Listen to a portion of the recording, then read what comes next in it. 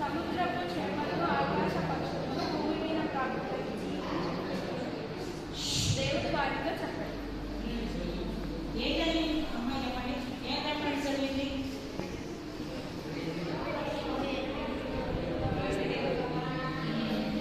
ఏమనుకున్న వాక్యంలో మీరెవరైనా చెల్లి రోడ్ మీద వేసుకో.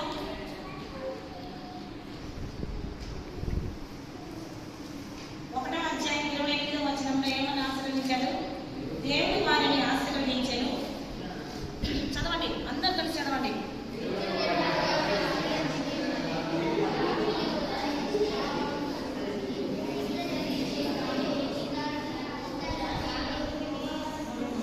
ఇక్కడ దేవుడు ఏం చేస్తున్నాడు? మీరు ఫలించి అభివృద్ధి పొంది విస్తరించి భూమిని నిండించి దాన్ని ఏం చేయాలంట? లోపరుచుకోవాలంట అని దేవుడు ఎవరిని ఆశీర్వదిస్తున్నాడు? మొట్టమొదటిగా ఫస్ట్ బ్లెస్సింగ్స్ మనుషులకు ఇస్తున్నాడు. వీటన్నిటిని సృజించినాడు. గాలిని, ఆకాశము, భూమి, సముద్రము, దాని మత్స్యాలు, మృగాలు, జంతువులు అన్నింటినీ సృజించాడు. వాటితో ఏమైనా మాట్లాడాడు దేవుడు? ఎవరితో మాట్లాడాలి? కానీ ఇక్కడ ఏం చేశాడు? దేవుడు మనుషులు సృజించి మొట్టమొదటిగా సృజించిన వెంటనే ఏం చేస్తున్నాడు? మీరు ఫలించి అభివృద్ధి పొంది విస్తరించి భూమిని నిండించి దానిని లోపరుచుకోండి. అంటే మొత్తం మీద దేవుడు ఏమి ఇస్తున్నాడు? అధికారాన్ని ఇచ్చేస్తున్నాడు. లోపరుచుకోవడానికి మనకు అధికారం ఉంది. ఫలించమన్నాడు దేవుడు. ఫస్ట్ మనం ఫలించాలంటే ఎలా ఫలిస్తాం? మనం ఏమన్నా పూల చెట్లు అయితే పూలు వస్తాయి, ఫలిస్తాం కదా కదా అవునా కదా?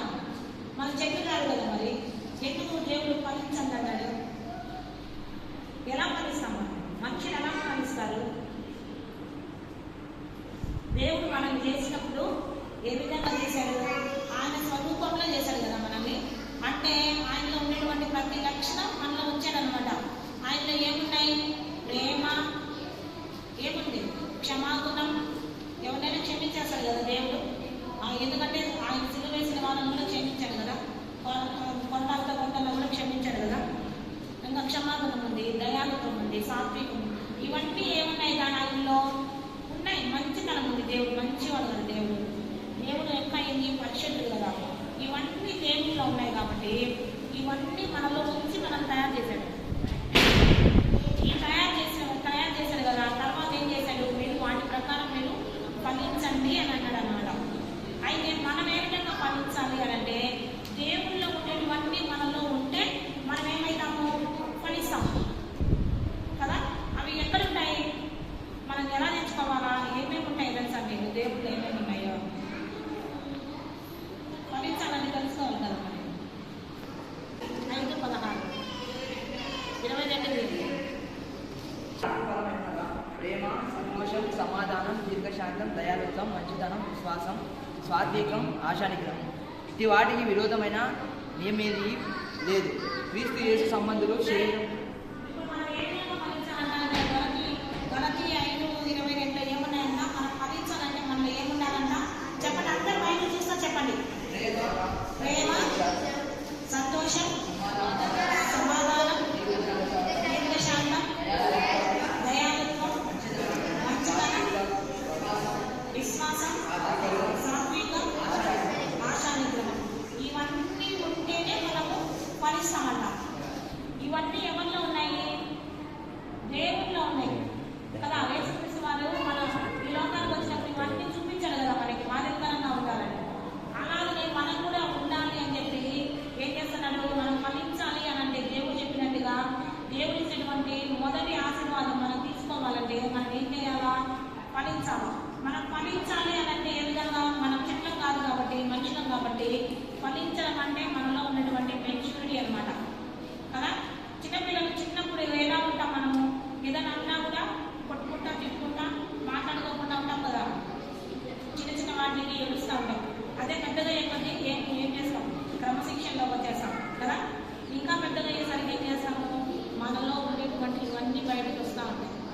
ప్రేమ, సంతోషం, సమాధానం, దీర్ఘశాంతం, దయాళుత్వం, మంచితనం, సాత్వికం, విశ్వాసం.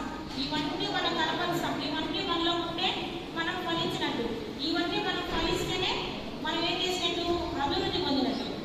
అభివృద్ధి కదా మనము ఇంకొక మెట్టు ఆత్మలో మనం ఎదుగుతూ ఉన్నాము అని అంటే చర్చికి వచ్చే వాళ్ళల్లో ఉంటాయి ఇవి ఎక్కువ. వాక్యం వినే వాళ్ళల్లో ఉంటాయి. వాక్యం ఎవరైతే వింటారో వాళ్ళల్లో మాత్రమే ఈ ప్రేమ, సంతోషం, సమాధానం, దీర్ఘశాంతం ఉంటాయి. దయాళుత్వం, మంచితనం, విశ్వాసం ఉంటాయి. ఇంకా మిగతా వాళ్ళలో ఉండవు. మరి మీరు వస్తున్నారా చర్చికి? ఇవన్నీ మనలో ఉండాలంటే ఏముండాలా? ఫస్ట్ వాక్యం మనలో ఉంటే ఇవన్నీ మనలో ఉంటాయంట. దానికి వాక్యం అంట అగ్ని వంటిదంట. ఇర్మియా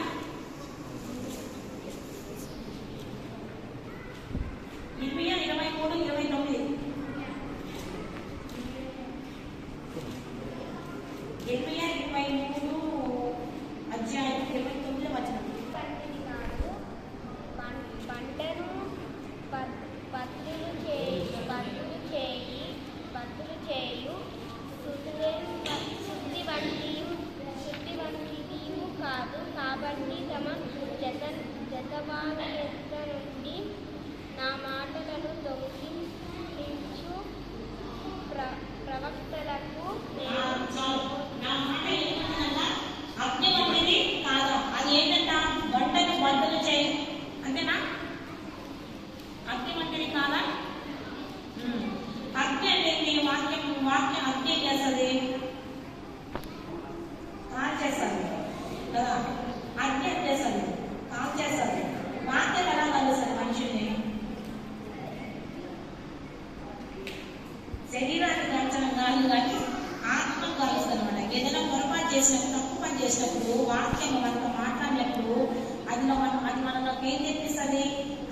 అది మన హృదయాన్ని కాల్చేస్తుంది. అయ్యో నేను తప్పు చేశానని చెప్పి కాల్చివేయడం ద్వారా మనం ఏం చేస్తాము? అప్పుడు క్షమాపణ అడుగుతాం దేవుడి దగ్గరకు వచ్చి. అందుకే నా వాక్యం ఏంటంట అగ్ని వంటిది. అలాంటి అగ్ని మనలో ఉంటే మనం ఎలా ఉంటామంట? ఫలిస్తాం. ఇందాక చెప్పినట్టు ఆత్మ ఫలాలన్నీ కూడా ఫలిస్తాం. రెండవది బంగారం వంటిదంటారు వాక్యం. బంగారం అంటే ఎంత ఇష్టం, ఎంత రేట్ ఎక్కువ కదా, ఖరీదైంది కదా. బంగారం అంటే విలువైందే లేదా? మీ అమ్మ వాళ్ళు బంగారం వేసి మిమ్మల్ని ఎవరైనా పంపిస్తారా?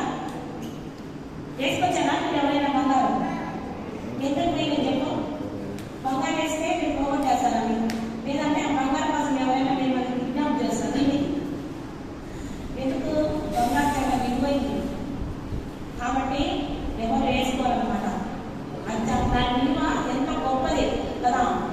అన్నటిదంటే వాక్యము బంగారం కంటే కూడా చాలా గొప్పది. అలాంటి వాక్యాన్ని మనం ఏ విధంగా భద్రం చేయాలి? మీ అమ్మ వాళ్ళు ఆ బంగారం ఎక్కడ పెట్టుకుంటారు? బీరువాలో కాకుండా మళ్ళీ లోపల ఉన్న లాకర్లో పెట్టుకుంటారు. బంగారం జాగ్రత్తగా పెట్టుకుంటారు కదా బీరువాలో. మళ్ళీ లోపల ఇంకో దాంట్లో టాటా. లేదంటే లాకర్స్లో దూరంగా ఎందుకు పెట్టేశారు? ఎందుకంటే పోలీసు వాళ్ళ సెక్యూరిటీ ఉంటుంది కాబట్టి. అంటే అంత భద్రంగా దాచిపెట్టుకుంటారు బంగారాన్ని. అలాంటిది వాక్యం అంట బంగారం లాంటిదంట. వాక్యాన్ని కూడా మనం ఏ విధంగా దాచిపెట్టుకోవాలా? బంగారం కంటే గొప్పది కాబట్టి మన హృదయం ఎక్కడ ఉంటుంది? లోపల ఉంటుంది. హృదయంలో దాచిపెట్టుకుంటే ఎవ్వరు దొంగతనం చేయలేరు. ఎందుకంటే అది మనకు వెలుగై ఉంది. మన పాపాలని సర్దుకోవడానికి అగ్ని అయి ఉంటుంది కాబట్టి ఈ బంగారం లాంటి వాక్యాన్ని మనం ఏ విధంగా చేసుకోవాలా? రోజు నేర్చుకొని అవన్నీ హృదయంలో పెట్టుకుంటే ఆ వాక్యమే మనల్ని నడిపిస్తుంది.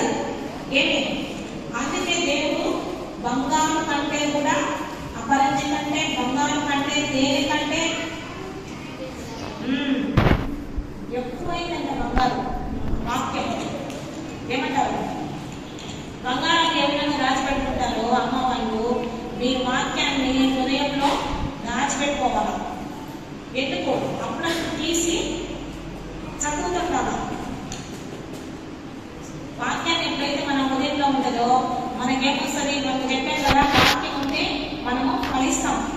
దేవుడు ఇచ్చినటువంటి ఆశీర్వాదం మనం పొందుకోవాలి, భూమిని లోపరుచుకోండి అంటున్నాడు. ఇవన్నీ మనం చేయాలంటే ఏ విధంగా చేయాలా? ఫలించాలా? ఫలించాలంటే ఏ విధంగా ఫలిస్తాం? మనకు ప్రేమ సంతోషం ఇవన్నీ ఉంటాయి. ఈ ప్రేమ సంతోషం మనకు రావాలంటే ఏ విధంగా చేయాలా? ఈ వాక్యం అంటే వాక్యం ఉంటే మనలో ఇవన్నీ ప్రేమలు సంతోషము సాత్వికం దీర్ఘశాంతం ఇవన్నీ వస్తాయి. వాక్యం లేని వాళ్ళు ప్రేమ లేదు. ప్రేమ లేని వాడు దేవుడికి విరోధి. అసలు ప్రేమ లేని వాడు వ్యర్థుడంట. ఇవన్నీ వాక్యం లేని వాడు కూడా అంతే, వ్యర్థుడు, అన్యుడు అంటారు. వాక్యం లేని వాడిని ఏమంటారంటే అన్యుడు అంటారు. కాబట్టి మనం ఏం చేద్దాము?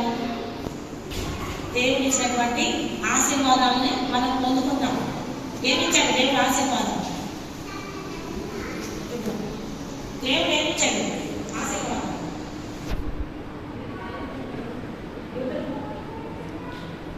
ఏమిచ్చాడు ఆశీర్వాదం? ఇప్పుడు ఎవరో చెప్పండి.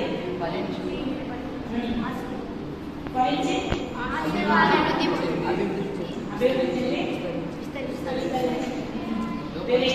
ఇవన్నీ చేయాలంటే మనం ఇవన్నీ దేంట్లో ఉంటాయంట?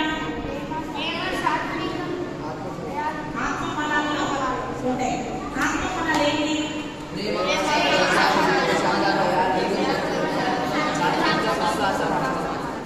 Very good. ఇవన్నీ ఎక్కడ ఉన్నాయి ఆత్మఫలాలు?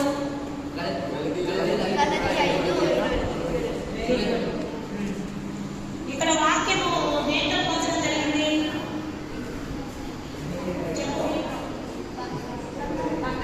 బంగారంతో పోల్చబడింది. ఇంకా వాక్యం మూడు చెప్పేసింది. ఇంకోటి వాక్యం ఎలా ఉంటుందా? బ్లెస్సింగ్ ఏంటో వాక్యం ఒక చదివాము. ఏంటి? అగ్ని. అగ్ని అంటే ఇంకోటి వెలుగుండి. Very good. మనోజ్ఞానం రాసుకుంటున్నావా? రేపటి నుంచి నోట్స్ నేర్చుకుని రాసుకోండి. ఖచ్చితంగా రాసుకుంటుందా? రాసేవా ఇప్పుడు? చూపి. Very good. ఎంత బాగా రాసింది రచన. నిజా?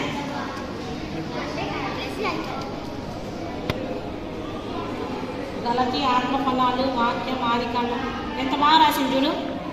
చూడండి ఆ పిల్ల ఏ క్లాస్? రచన ఏ క్లాస్ నువ్వు? వాక్యం చదివేటప్పుడు క్లాస్ చూడండి.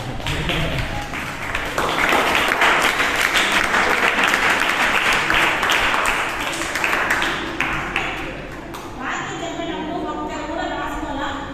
వినలా?